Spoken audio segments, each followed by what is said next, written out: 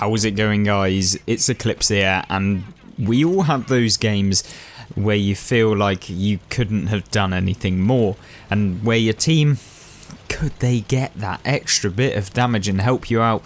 No. Well, today's video is actually showcasing one of the games where I really felt like I was kind of let down, or at least where I thought maybe, just maybe, I would have been able to win this game. However, this is going to showcase what you can do even in a scenario where your team don't really help you out too much, a whole great deal, and this is really where it's at. Obviously, in those sort of games, you typically have probably the best games that you usually have, and this is one of the best games I think I've had in a long time, especially considering we were pretty much in a tank that I haven't played much. It's the Panther, and I don't even know if I'm fully upgraded. I think I might be at this point, but maybe only played about 20 games within it maximum, and this is a tank I absolutely love. The DPM on this thing, just the accuracy, the ability to pinpoint your opponents means that you can rack up damage really quickly in this medium tank. Obviously you do have the ability to side scrape, but oh god, you don't really have that much armor, and often you'll just get penned through the side by a lot of rounds anyway, so it's kind of like, well, it's not even worth side scraping a lot of times. Obviously, it's better to side scrape than not if you are going to poke around a corner like you saw me just doing there. Look, little swivel, make sure that I'm kind of giving a difficult angle for opponents to actually pen, and that's something you'll want to be doing in your own gameplay. What you'll see here, obviously, is a position that's really critical on Fisherman's Bay. If you don't have anyone in this sort of position where they're spotting for your team, then you're going to find it a little bit of a struggle. Luckily, because I'm not a bot, I'm able to come up here, I'm able to provide vision for my team, and we're able to put rounds into the opponents that are moving forward. And of course we try the blind fire on the KV-85, but we don't need it anyway in the end because our light tank there spots him, the MT-25 on our team, the KV-85 on the enemy team. Obviously we've got the Chi-Ri here now, and from this sort of position I see that a lot of the opponents are on the left hand side. We obviously need to move forward. We've got a lot of teammates that are pushing forward, might as well just try and get as much damage as possible. Luckily no one on our team is actually deciding to hit the Chi-Ri that sat right in front of them, so we're just going to farm him down from pretty much half health down to absolutely zero here, and we do manage to bounce around as well, although it is only 130 damage from somewhere back then. It might have just been the Chi-Ri anyway. So we've got to be careful. There are 5 enemy tank destroyers on the team, so it could be potentially a pretty bad sight if we do manage to get hit by any of them. Obviously we hadn't at this point checked which ones they were, but we're shutting down this SU-100, and this is where just the DPM and the ability to whack out so many rounds in such a short period of time means that, yeah, you can perma-track people like that SU-100 who had one of the funnest games I expect he's ever played. Yeah, not so much there. We do manage to track the Sentinel right there, but we don't manage to pinpoint any more. I try a couple of blind fires. I don't manage to get any more damage on him, but that's not the biggest problem, to be honest. Obviously we picked up 2,000 damage already. We've also then got the light tank here who we're going to pinpoint one shot into, and then we're going to pull back slightly because obviously we've got the people over to the right. Luckily we set them on fire, so you know, typical, just when you don't actually need to hit them and set them on fire you do, and obviously when you need a fire you never get it, which is like the typical wargaming World of Tanks kind of vibe that we get.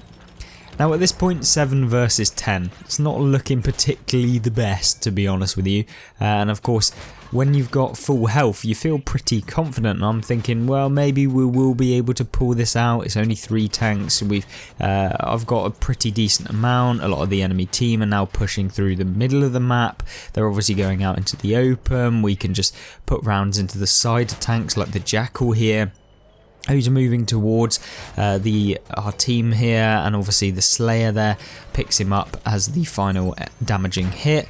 We've got a T-34-100, the tier 7 from the Czechoslovakian line there, not as overpowered as the Ragnarok, let's not beat around the bush, but obviously still a good medium if it can connect shots.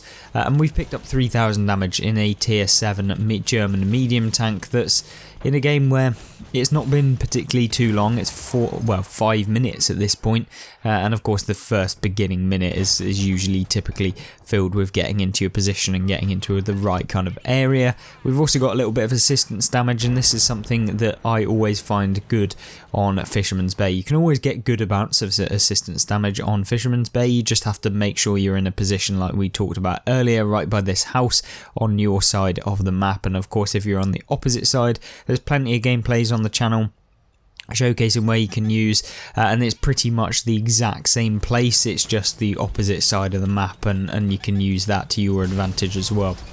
Now you'll notice from this point we're kind of spotted, and I don't really know what to do 100%. This T-34-100 needs to get removed, and if we don't get him out of the game, then it's going to be a little bit of a pain to be able to really push anyone on the right hand side nearby our teammates. We also want to try and keep our teammates left alive, but unfortunately for the 40 TP on the enemy team, he's not going to be alive for much longer. We miss a shot on the T-43, and that proves to be really vital there. If I just took a little extra time to make sure that I was actually going to hit him, same with that second shot where we only tracked him, then I might have been able to pull off at least a couple more bounces. But you see me doing here is focusing the high priority targets. The T-43's got the derp gun, he's bounced a few. At this point, yeah, 1 versus 3, it's not going very well, and although we take another hit from the stale Waffenträger, we picked up 4,142 damage in a losing result, and that's 1,300, well, nearly 1,500 assistance damage as well. We'll skip ahead to the end of the game. It takes a little bit longer for the game to finish, but yeah, let's see how well this game actually ended up. So, how did the game actually end up? Well, 4,142 damage, 1,503 assistance damage, got a mastery badge for the loss. We also came second in the game, even though we lost the game, picking up 4,142 damage, and that's almost more than our entire team combined. Yeah, this one really did feel like I just couldn't have done too much more. There was obviously little scenarios where I might have been able to push out a little bit more damage on those tanks at the end in terms of the T-43, but we gave it a good shot. And unfortunately, you know, sometimes you just can't win those games, even if you did play 100% correctly. So obviously, let me know in the comment section down below what you thought of this gameplay, what you think of some of these games, and obviously let me know if you want to see any specific tanks showcased in some of these videos coming up soon. Thank you very much for watching, and I hope you join me in the next one. Goodbye.